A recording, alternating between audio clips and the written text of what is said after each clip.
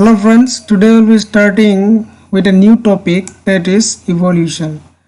Basically this video lecture will be a series where in the first we will study about the basics of evolution or the basic idea of the evolution, and then finally we'll go with the different aspects of evolution. The image given here is not much appropriate to the term evolution, because when you see the image, you may see it as the giraffe at the beginning had a very short neck and gradually it converted to the long neck giraffe. But it's not true. Yes, the giraffe we see today is the long neck giraffe that have evolved from the short neck giraffe.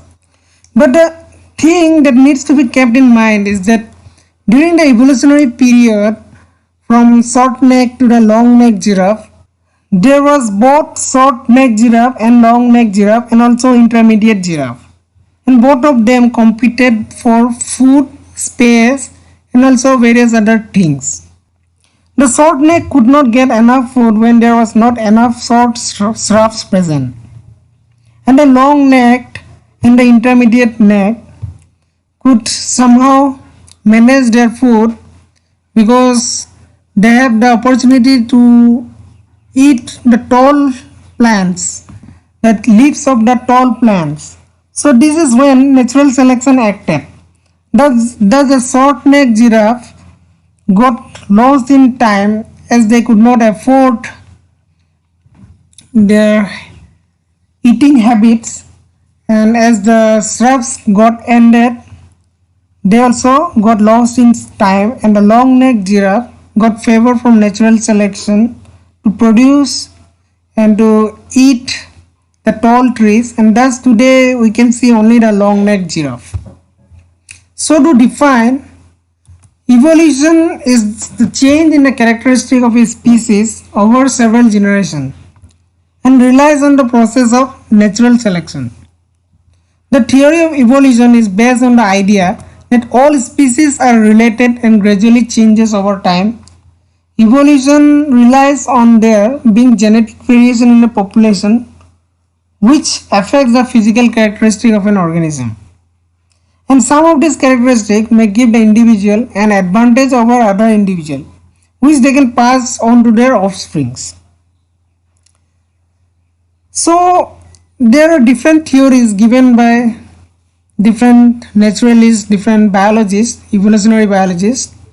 So the most famous is given by Darwin, Charles Darwin, natural selection, theory of natural selection, and also Lamarck's theory. But the Darwin's theory became much popular, and Lamarck's theory was criticized by most of the biologists at that time, because when you see the theory of Lamarck and Darwin, you can see here the image given.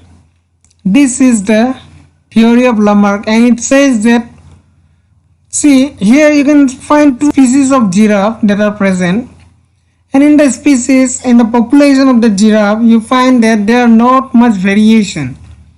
And he told that evolution happened when this short neck giraffe, while feeding in the grass or the short shrubs, gradually ended their food or gradually ended the short shrubs, so they started to find these tall trees, and for this purpose they have to press their neck.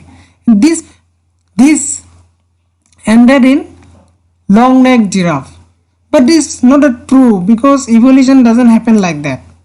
But Darwin's theory of evolution says that there was variation of giraffe. The short neck giraffe was more at that time, and the long neck giraffe was very less. And during that course of time, what happened?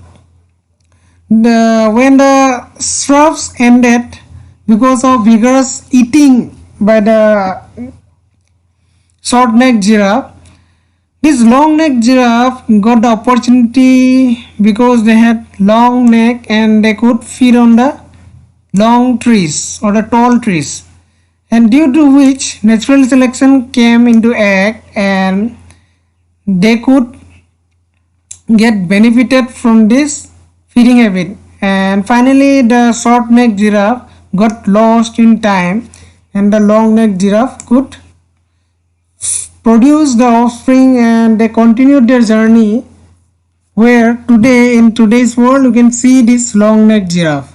And this is the course of evolution where natural selection acts. So what is natural selection? Charles Darwin, who was a pioneer of this theory of evolution, was a biologist, okay, or naturalist. You can say naturalist, British naturalist, who gave the theory of natural selection. This theory of evolution states that evolution happens by natural selection. Individuals in a species, so variation in physical characteristic. There are different variation, and this variation is because of their differences in their genes. Even in today's world, you can find that two different persons of the same species doesn't have the same characteristic because they have difference in their genes. And this individual with characteristics best suited to their environment, suppose this is taller person and they are best suited for that environment, and shorter person they cannot adapt to their environment, are more taller individual or the one who is much suited to the environment are more likely to survive, getting opportunity of many things. And in case of different species, you find that some may find opportunity for food like the giraffes, and others may avoid predators, resisting diseases like humans. These individuals are more likely to reproduce, and that are poorly adapted to the environment like this individual are less likely to survive and reproduce. Therefore, their genes are less likely to be passed to the next generation. Okay, so this way the genes that are passed to the next generation, like the taller individual, will be more suited to the environment, and they have given enough time, and this within this enough time they will gradually evolve. And this is how natural selection acts. So here is another example of natural selection, that is of the pepper moth. This is a type of moth, and you find that here this moth has different individuals, and each of them are basically same, but one of them has variation in their gene, and this variation is an opportunity for this individual to get adapted, to get much favor from the environment, and this is when natural selection takes place. So before the industrial revolution in the mid 1700s, this pepper moth was most commonly like a pale whitish color with black spots. These are some black spots you can find here. This coloring enabled them to hide from potential predators on trees. Okay, on trees with pale colored barks. Here dark colored peppered moths were easily seen against the pale dark trees. Okay, this could be easily seen. So this individual has got the opportunity. Okay, they are getting the opportunity from the predators, to survive from the predators. But this type of individual could be easily seen as they cannot mix with the environment. And as the industrial revolution reached its peak, the air in the industrial areas became full of soot. This stained trees and buildings black. As a result, the lighter moths became much easier to spot than the darker ones.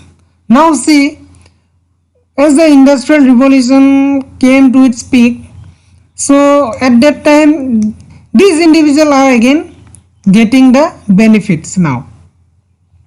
So these lighter moths became very easy to be seen now, making them very much vulnerable to be eaten by different types of birds or different preying organisms. The darker moths are now camouflaged against the soot, because this soot will stain these moths with different colors. and therefore less likely to be eaten, and so they could escape from being eaten. So over time, this change in the environment led to the darker mode becoming more common and pale modes become rare, and they could then reproduce and they could get more from the environment. They are more likely to survive and finding food and also reproducing. These species now gradually evolve and they could now survive, but this species, as time passed by, this species ended and they were lost. This is all about the example of natural selection and the basics of natural selection and also the evolution. So I hope you understood my lecture. If you like my video, to subscribe to my channel and also share with your friends. Thank you.